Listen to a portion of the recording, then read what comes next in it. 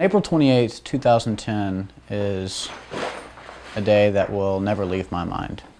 We were in Afghanistan and we were set up to go out on a patrol and set up a little ambush site and wait for the Taliban to sneak up behind the backside of a mountain and start mortaring our patrol base.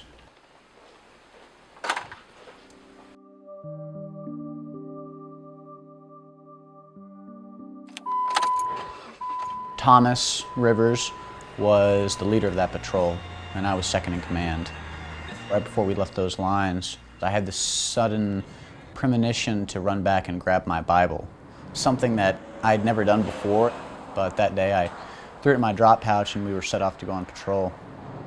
We get out to this little shell of a building, and as Marines start filing in, Thomas was in the front of the patrol and I was in the back. Shortly after I saw Thomas walk in, there was that cloud of dust that just popped up, followed by a second later that concussion that just boomed.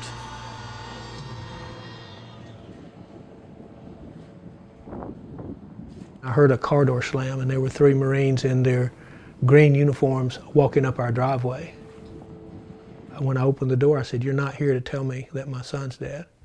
And they didn't have to say anything, just to look on their faces. Thomas was a very adventurous child. He knew from a very early age that he wanted to go into the Marines, and that was plan A and there was no plan B.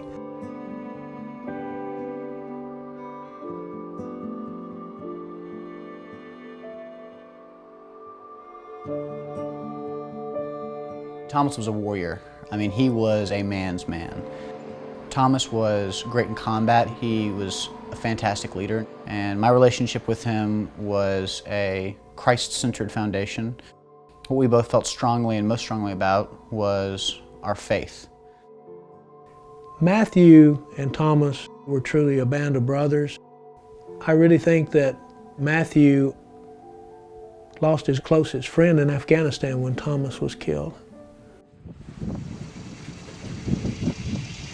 When I first walked into that entrance, I saw this sight. Thomas right next to the left of me, both legs gone, and he was moaning. I kind of pulled him into my lap to monitor his face so I could talk to him and he could see me, and I could keep him breathing, keep him talking, keep him conscious. I was looking into his eyes, he was looking up at me, and he was saying, "My legs are gone, my legs are gone.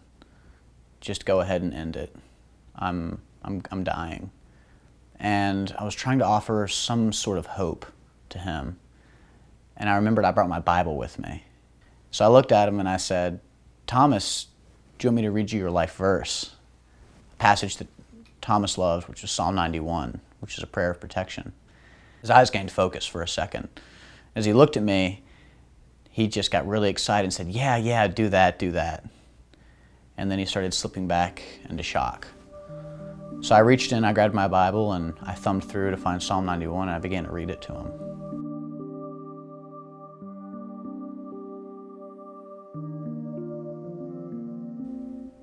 Shortly after that, Thomas died.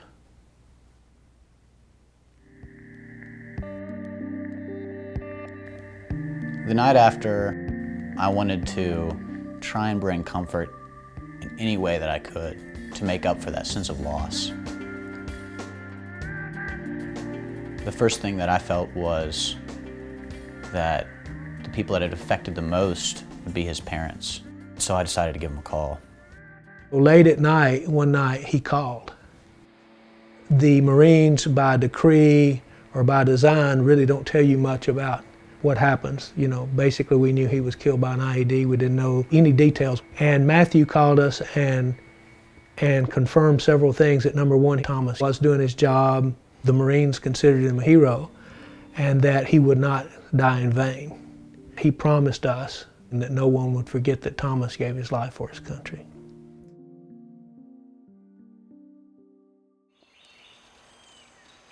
Some of the after effects of PTSD were pretty bad. I would dream these horrible things of killing my friends. I would hurt small animals like puppies, I would just wake up and why am I dreaming this? This is horrible. I called Tom because I knew he could relate to me.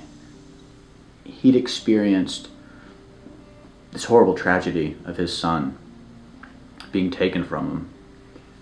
And to me, I think I could best relate to him because it was the same event. I knew Tom and his son were so close, and they held this deep bond.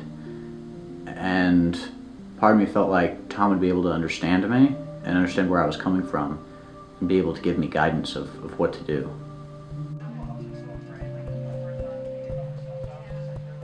Matthew and I, it's our own unique relationship built on the foundation of a mutual sorrow and a mutual love for a fine young man. Tom means the world to me.